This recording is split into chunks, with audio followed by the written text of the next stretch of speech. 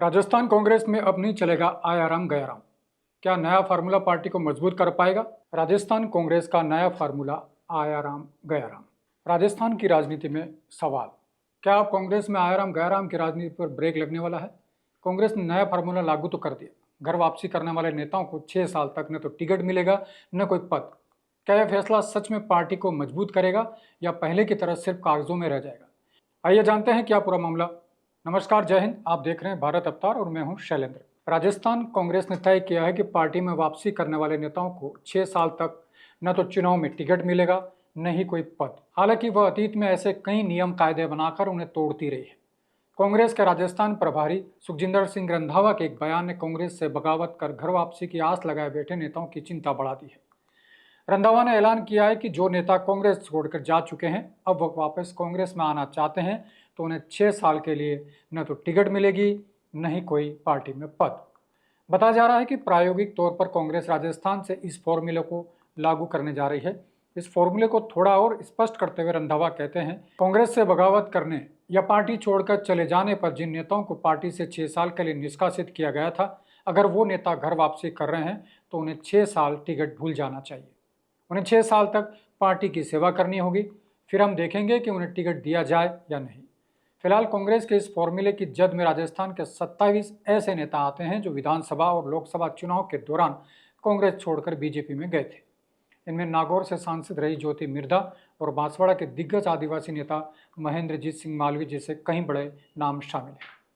राजनीतिक विश्लेषकों की माने तो कांग्रेस में इस तरह के नियम और फॉर्मूले बनते रहे, मगर उन्हें लागू करना बहुत मुश्किल है।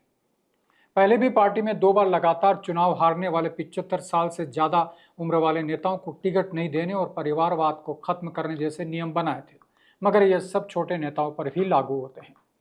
कांग्रेस का यही दुर्भाग्य है कि यहाँ नाम, वक्त और हालात देकर फॉर्मूले को लागू किया जाता है। कांग्रेस के अतीत पर नजर दौड़ाएं तो इस दावे में दम नजर आता है।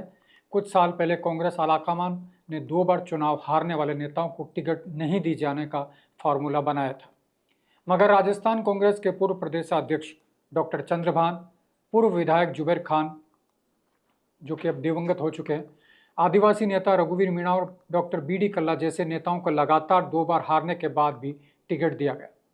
इसी तरह कई बार नियम बनाकर परिवारवाद को खत्म करने की बात की जाती है। मुख्यमंत्री अशोक गहलोत के बेटे वैभव गहलोत को 2 बार लोकसभा का टिकट दिया गया, दोनों बार उनको हार मिली। इसी तरह झुंझुनू में हुए उपचुनाव में पूर्व सांसद व मंत्री श्रीश्याम ओला की तीसरी पीढ़ी को टिकट मिला, जिसके चलते कांग्रेस को हार का सामना करना पड़ा।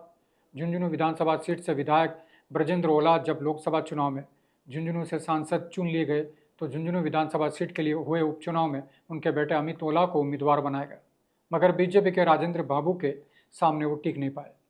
इसी तरह प्रशांत बेरवा, दानिश अबरार, दिव्या मदेरणा, प्रीति शक्तावत और मनोज मेघवाल जैसे नेताओं को भी परिवारवाद के चलते विधानसभा चुनाव का टिकट मिला, मगर ये सारे चुनाव हार गए। विधानसभा चुनाव से पहले कांग्रेस ने 75 साल से अधिक उम्र के नेताओं को टिकट नहीं दिए जाने की घोषणा की थी, मगर पूर्व मंत्री शांति धारीवाल, दयाराम परमार, पूर्व विधानसभा अध्यक्ष सीपी जोशी, दीपेंद्र सिंह शेखावत, पूर्व विधायक दीपचंद खेरिया, नरेंद्र बुढ़ियानिया जैसे 75 पार की उम्र वाले नेताओं के लिए ये नियम दरकिनार कर दी गई। हालांकि ताज़ा फैसले पर कांग्रेस के नेताओं का कहना है कि कांग्रेस छोड़कर जाने वाले नेताओं को 6 साल के लिए टिकट नहीं दिए जाने का यह फैसला स्वागत योग्य है। यह फॉर्मूला लागू होता है तो इससे दल बदल जैसी गतिविधियों पर रोक लगेगी। माया मिली ना राम। विधानसभा और लोकसभा चुनाव से पहले कांग्रेस छोड़कर बीजेपी में जाने वाले ज़्यादातर नेताओं को संगठन में कोई खास तवज्जो नहीं मिली है। कांग्रेस छोड़कर बीजेपी में जाने वालों में पूर्व सांसद ज्योति मिर्धा, लालचंद कटारिया, पूर्व मंत्री महेंद्रजीत सिंह मालवी, पूर्व विधायक गिरिराज सिंह मलिका जैसे दर्जनों नेता है। इनमें गौरव वल्लभ को छोड़कर किसी भी नेता को कोई पद नहीं मिला है। वल्लभ को पीएम मोदी के आर्थिक सलाहकार परिषद का सदस्य बनाया गया है।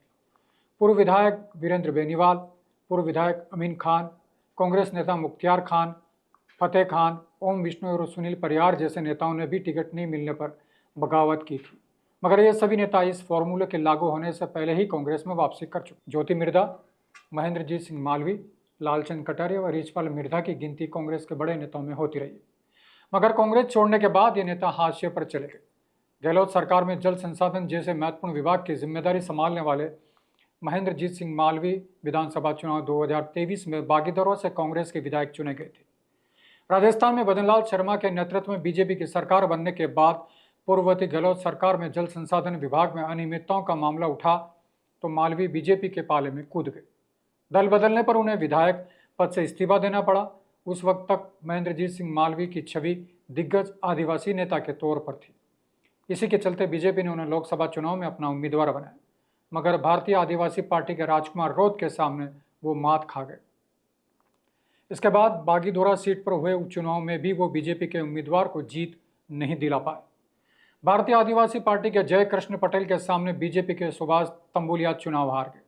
हालांकि अब जय कृष्ण पटेल भी रिश्वत के मामले में फंसे हुए हैं और उनकी विधायकी पर संकट मंडरा रहा है। नागौर से पूर्व सांसद ज्योति मिर्धा 2023 के विधानसभा चुनाव से पहले बीजेपी में शामिल हो गई थी। बीजेपी ने उन्हें पहले नागौर विधानसभा क्षेत्र और बाद में नागौर लोकसभा क्षेत्र से चुनाव लड़ाया, मगर दोनों ही चुनाव में उन्हें जीत हासिल नहीं हुई। विधानसभा चुनाव में उन्हें उनके चाचा हरेंद्र मिर्धा के सामने हार का सामना करना पड़ा और लोकसभा चुनाव में उन्हें कांग्रेस के साथ गठबंधन कर चुनाव लड़ने वाले हनुमान बेनीवाल के सामने शिकस्त खानी पड़ी। ज्योति के चाचा रिछपाल मिर्धा भी कांग्रेस के बड़े किसान नेताओं में शुमार रहे।